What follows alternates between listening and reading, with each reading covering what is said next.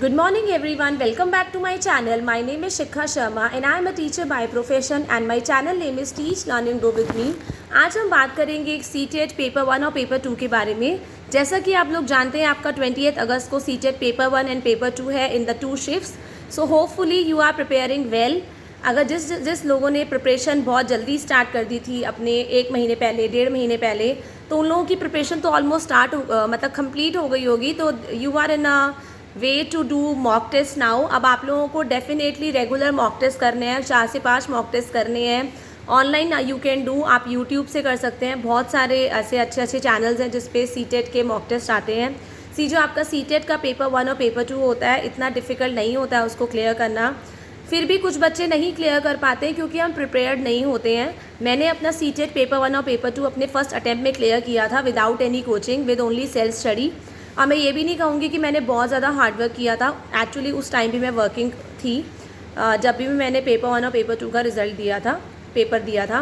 सो आपका सीटेट का पेपर पूरा लाइफ टाइम है। तो स्टिल अगर आप ऐसा है कि आपने अभी तक भी कुछ नहीं पढ़ा है और अभी आप फिर दोबारा बुक्स ढूंढ रहे हैं, तो मेरे लिए बेस्ट मानिए आप क्लास 8 तक की NCERT करेंगे। अगर आप पेपर 2 के लिए एग्ज़ाम दे रहे हैं तो मैथमेटिक्स और साइंस का अगर आपका सब्जेक्ट है तो आप क्लास 8 तक की मैथमेटिक्स कर सकते हैं, क्लास 8 तक की साइंस कर सकते हैं। आपका जो ये एग्ज़ाम होता है ये क्वालिफाइंग नेचर का होता है, मतलब आपको इसमें 60% स्कोर करना होता है।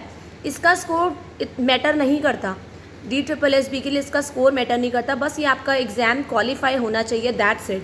तो इसको इतना स्ट्रेस लेने की ज़रूरत नहीं है इस एग्ज़ाम के लिए, जितना आप लोगों को आता है। अगर आप वर्किंग हैं, टीचिंग कर रहे हैं ऑलरेडी, तो आप लोगों के लिए एक आसान होगा क्लियर करना।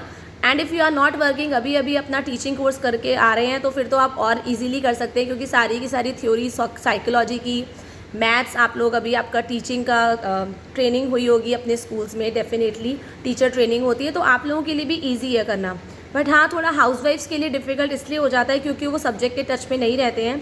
बट आप लोग हाउसवाइफ्स हैं तो वो ज़्यादा इंटेलिजेंट हैं क्योंकि उनको फिर भी अपने घर के काम काज से कुछ ऐसे भी होती हैं हाउसवाइफ्स जो अपनी पढ़ाई करती हैं, अपने लिए टाइम निकालती है, तो वो लोग भी आराम से क्लियर कर सकते हैं। तो ऐसा बिल्कुल भी नहीं है। तो अगर आप वर्किंग हैं, चाहे आप नॉन वर्किंग हैं, चाहे आप हाउसवाइफ हैं, चाहे आप अभी अपना कोर्स करके निकल रहे हैं, तो आप सभी लोग क्लियर कर सकते हैं सीटेट के एग्ज़ाम को अपने 15 डेज़ में भी। अब आपको करना क्या है, आपको 8 तक का अपने सब्जेक्ट का NCERT डेफिनेटली करनी है।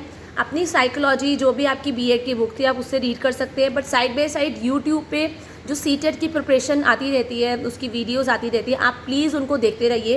1-1 घंटे की वीडियोस आएंगी, आधे घंटे की होंगी। आप अगर दिन में 2-3 वीडियोस भी देख लेंगी, प्रॉमिस मी इट्स इनफ। मैंने अपना सेकंड वाला जब पेपर दिया था दोबारा से, मैंने सिर्फ वीडियोस देखी थी, ज़्यादा इतना नहीं किया था। हाँ, एक R गुप्ता की मैंने बुक खरीदी थी उस टाइम क्योंकि मैंने 1 महीने पहले प्रिपरेशन स्टार्ट कर दी थी।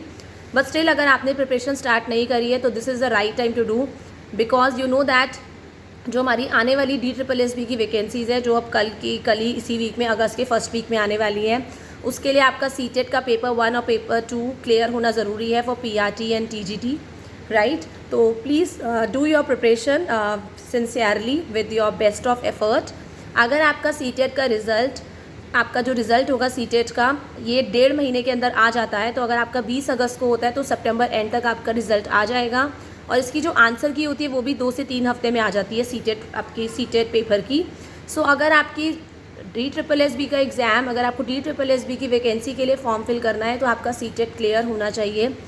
इस बार तो आई डोंट थिंक सो कि आप लोग भर पाएंगे क्योंकि वैकेंसीज़ 1 महीने तक, आपका एप्लीकेशन फॉर्म की डेट निकल जाएगी और आपका रिज़ल्ट बाद में आएगा।